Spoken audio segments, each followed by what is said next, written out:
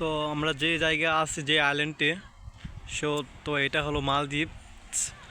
আর আমরা যে আইল্যান্ডে আছি আর কি সেই আইল্যান্ডের ভিডিওটা তোমাদেরকে দেখাতেছি আর কি। তো এখানে প্রত্যেক সপ্তাহ হলে 2-3 দিন পরে হলেও আমি আসি ঘোরার জন্য। তো আমার বন্ধুরা আছে, তো ওরা একটু ভিতরে আসতেছে। তো একটা বিষয় হলো কি জানেন, তো এখানে আসার পরে লক্ষ্য করতে পারলাম যে একটা বিড়াল, তো বিড়ালটা খুবই অসুস্থ আছে আর কি। তো এই বিড়ালটার জন্য আমার খুবই মায়া লাগতেছে। তো বিড়ালটা তো একটু পানি দিয়েছিলাম, পানি খাই নাই। তো বিড়ালটা মনে হয় কোনো গেস্ট এসে তারপর বিড়ালটাকে এখানে রেখে চলে গেছে, বাট কোনো কিছু থেকে চলে আইছে, তো সঠিক জানতে পারি না। তো বিড়ালটা আসলে অসুস্থ।